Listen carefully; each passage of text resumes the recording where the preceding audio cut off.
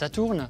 L'arsenal thérapeutique du diabète de type 2 s'est considérablement enrichi ces dernières années avec les incrétinomimétiques analogues de GLP-1 et les inhibiteurs de DPP-4.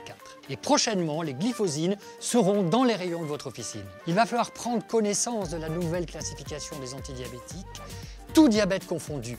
Mais rassurez-vous, cette classification reste simple. Le médecin dispose ainsi d'un choix conséquent qui lui permet de s'adapter aux caractéristiques de son patient. Le mode d'action des médicaments à effet incrétine est original et pertinent. Même s'il apparaît complexe sur ce schéma, il reste néanmoins simple. Il suffit de comprendre que le GLP-1 sécrété lors des repas amplifie la sécrétion d'insuline induite par l'hyperglycémie. C'est ainsi que deux approches thérapeutiques ont vu le jour, les analogues de GLP-1 et les inhibiteurs de DPP-4 visant à augmenter les taux de GLP-1. Bien évidemment, des avantages existent pour les médicaments à effet incrétine. Par exemple, d'entraîner la libération d'insuline seulement lorsque le taux de sucre dans le sang est élevé.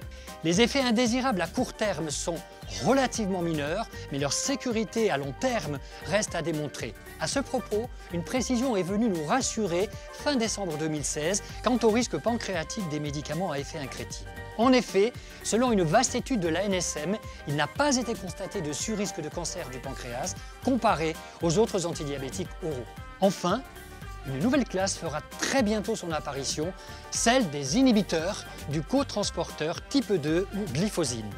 En inhibant ce cotransporteur, il bloque en partie la réabsorption rénale du glucose et augmente ainsi son excrétion urinaire. C'est simple, nouveau et très original.